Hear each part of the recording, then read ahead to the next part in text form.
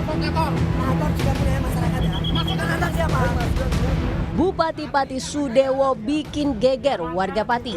Ya, warga geger karena adanya kebijakan kenaikan pajak bumi dan bangunan perdesaan dan perkotaan atau PBBP 2 hingga 250% di tahun 2025. Dengan lantang, warga menolak kebijakan karena dianggap memberatkan.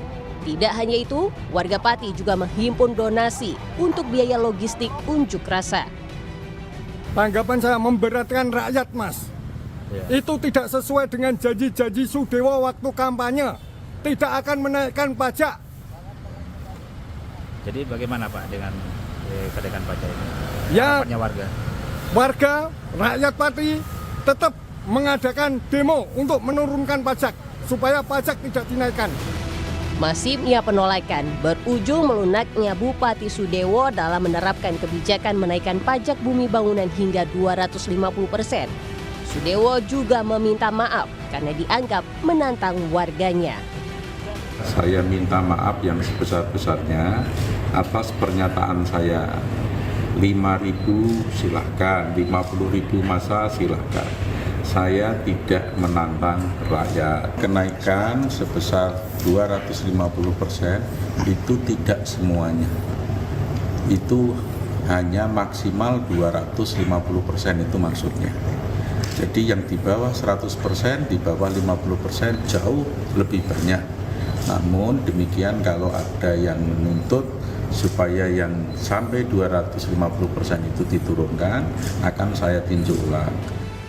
Polemik di Pati mengundang perhatian Gubernur Jawa Tengah Ahmad Lutfi yang bilang kenaikan PBBP 2 harus didasarkan pada kemampuan wilayah dan tidak boleh membebani masyarakat, dan meminta Bupati merevisi kebijakannya.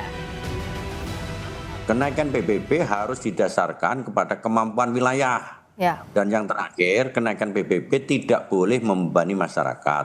Hal inilah yang kita jadikan masukan untuk Pemda Pati untuk mengambil kebijakan.